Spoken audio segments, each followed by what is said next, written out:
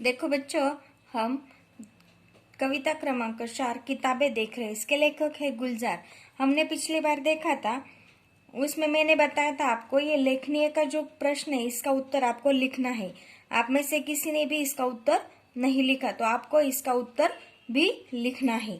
पिछली बार हमने देखा कि पद्यांश क्रमांक 1 में हमने देखा था कि किताबें क्या है, कंप्यूटर के बदले में अलग हो गई है। जैसे कि अब कोई किताब पढ़ता नहीं, सब कुछ उनको कंप्यूटर के पर्दे पर ही पता चलता है।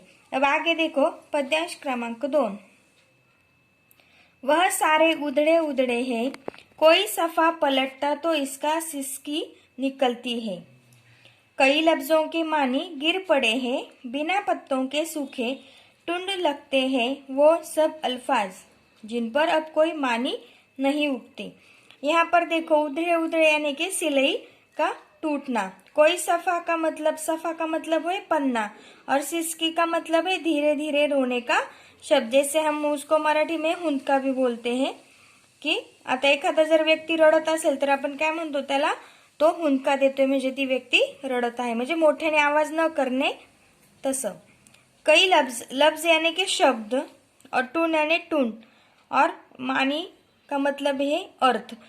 तो देखो कि कवि क्या कहता है कि ये जो किताबें हैं वो किताबों की प्रशंसा करते हुए क्या कहते हैं कि रिश्तों के संबंधों के बारे में इसमें बताया गया है कि सफा पन्ना सिसकी यानी धीरे धीरे जैसे कि वो रोते हैं, वे सारे संबंध अब उधड़ गए हैं, टूट गए। इस वजह से क्या हो गया है कि अब वो उन किताबों को कोई पन्ना पलटे तो उनकी हालत देखकर उन्हें रोना आ जाता है। जैसे हमें कोई याद आता है तो हम रोते हैं, उसी प्रकार उनको अगर कोई किताब का पन्ना उलटते तो उनको रोना आ जाता है, क्योंकि उनके गले से देखो सिसकारी निकल जा लगती है। सिसकी यानी हुंदका वो निकलती है। इन पन्नों से कई शब्दों के अर्थ फटकर गिर पड़े हैं। बिना अर्थ वाले शब्द ऐसे दिखाई दे रहे हैं जैसे वह बिना पत्तों वाला कोई ऐसा टुंड हो जिस पर अब कोई अर्थ नहीं उगने वाला।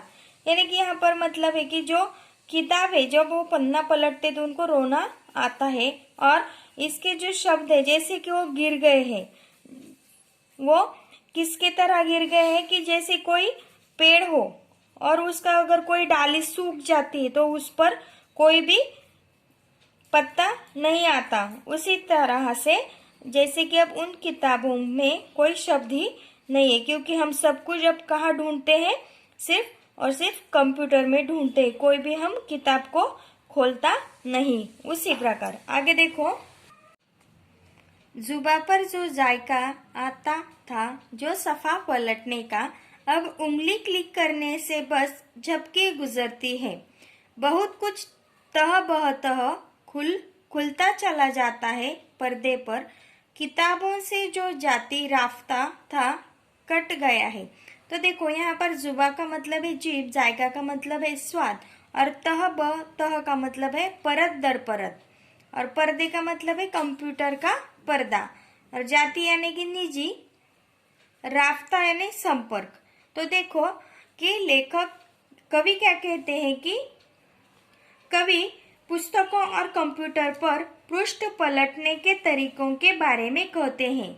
यहाँ पर देखो कि जो हम पन्ना पलटते हैं किताब का, तो वो पन्ना पलटने के लिए हमें क्या करना पड़ता है कि हमारी जो उंगली है वो क्या हम करते हैं, जीभ को लगाकर गीली करते हैं और फिर पन्ना पलटते हैं। तो इस वजह से क्या होता है कि किताबों के पृष्ठ पलटने में जीभ को एक प्रकार का स्वाद मिलता था। अब कंप्यूटर पर उंगली से क्लिक करने पर पृष्ठ पलक झपकते बदल जाता है। तो हमें सिर्फ क्लिक करना पड़ता है, पन्ना उलटने तक का इंतजार नहीं करना पड़ता है, क्योंकि पन्ना उलटने में जो समय लगता है वो समय कंप्यूटर पर हमें क्लिक करते ही नहीं लगता।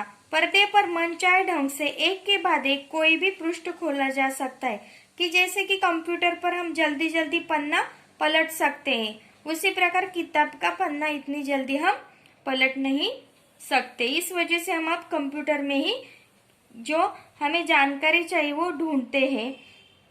तो इसके कारण लोगों का किताबों से बना हुआ निजी संपर्क अब टूट गया है। कि जैसे कुछ लोगों को देखो कि जब नई किताब आती है तो उनको उन नई किताब का जो महक होती है वो पसंद होती है। कि छोटे बच्चे जब हम होते हैं तो हम क्या करते हैं, हमारे नए साल में अगर हम जाते हैं तो नए साल की नई किताब तो जल्दी जल्दी खोलते हैं कि इस साल हमें अब क्या पढ़ना है, क्या है, कुछ नया है, कुछ अलग है। तो उसी प्रकार जब हम पन्ने पलटते तो उसका स्वाद, उसकी खुशबू अलग से ही आ जाती है। तो उसी प्रकार अब किताबों का कोई संपर्क जैसे कि कंप्यूटर के वजह से टूट गया है। कभी सीने पे रख के लेट जाते थे, कभी गोदी में लेते थे, कभी घुटनों को अपने रिहल की सूरत बनाकर निम्न सजदे में पढ़ा करते थे। छूते थे जबी से वो सारा इल्म तो मिलता रहेगा आइंदा भी।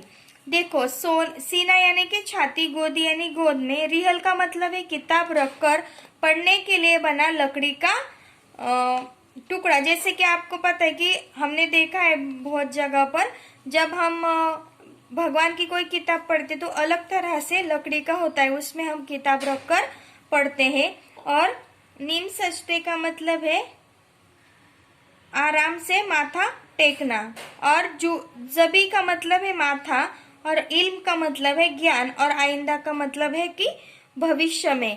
कि अब देखो कवि क्या कहते हैं कि किताबों के संपर्क के बारे में बताते हुए कहते हैं कि किताबें पढ़ते समय वे सब किताब को कभी छाती पर रखकर लेट जाते, कभी गोदी में रखकर, तो कभी घुटनों को रिहल बनाकर उसमें पुस्तक रखकर आधा माथा टेक कर वो पढ़ते थे और उसे माथे पर चढ़ाते थे ताकि भविष्य में भी उसे ज्ञान प्राप्त हो। यानी कि वो किताब को इतना महत्व देते कि किताब हमें भविष्य में भी बहुत सारा ज्ञान दे दे। लेकिन अब कंप्यूटर के जमाने में ये सब कुछ नहीं हो रहा है। आगे देखो, मगर वो जो किताबों में मिला करते थे, सूखे फूल और महके हुए रुक्के, किताबें गिरने उठाने के बहाने रिश्ते बनते थे, उनका क्या होगा, वो शायद अब नहीं होंगे। तो लेखक क्या कहते हैं, देखो यहाँ पर रुके का मतलब है पुर्जा या फिर छोटा पत्र चिट, और शायद का मतलब है संभव है, कदाचित। यानी कि पहले के जमाने में क्या करते थे, जब किताब, अब सब कंप्यूटर में हम सब कुछ ढूंढते हैं, इस वजह से किताब ज्यादा इस्तेमाल नहीं होती। लेकिन पहले बच्चों को आदत थी, कुछ पेड़ के पत्ते या फिर अलग तरह से अगर पेड़ का पन्ना हो, जैसे पीपल का पेड़ होता है, उसको बच्चे क्या करते थे, किताब में रखते थे और साल भर उसको संभाल कर रखते थे। या फिर कोई फूल हो उसको भी किताब में रखते थे, उसके वजह से किताब को अलग तरह से महक आती थी। कुछ बच्चे अब मोर पंख रखते हैं और ये सब बाद में उसे खोलकर देखते हैं कि अब वो किस हालत में है, उनको वो खुशबू अच्छी लगती थी।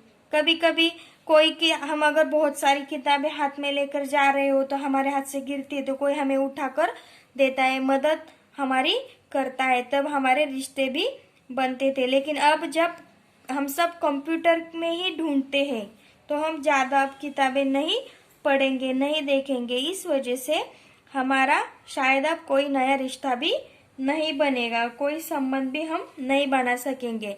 तो इस तरह से कवि ने इस कविता में क्या किया है कि किताबें और कंप्यूटर का जैसे कि एक आमना सामना किया है कि किताबें कैसी थी और कंप्यूटर कैसे है। तो कंप्यूटर की वजह से अब जैसे कि किताबें बहुत पीछे रह गई है, इस वजह से किताबें, एक कवि ने कविता लिखी है। तो देखो बच्चों, मैंने पिछली बार आपको संभाषण में भी बोला था आपको लिखना है, कुछ बच्चों ने नहीं लिखा, ये भी आपको इसके उत्तर लिखना है। उसके बाद आसपास में देखो कि पुस्तकांचे गाव भिलार संबंधी जानकारी समाचार पत्र अंतर्जाल आदि से प्राप्त कीजिए और उसे देखने का नियोजन कीजिए। तो इसका भी आपको उत्तर लिखना है। और ग्रंथ हमारे गुरु, इसका आपको निबंध लिखना है।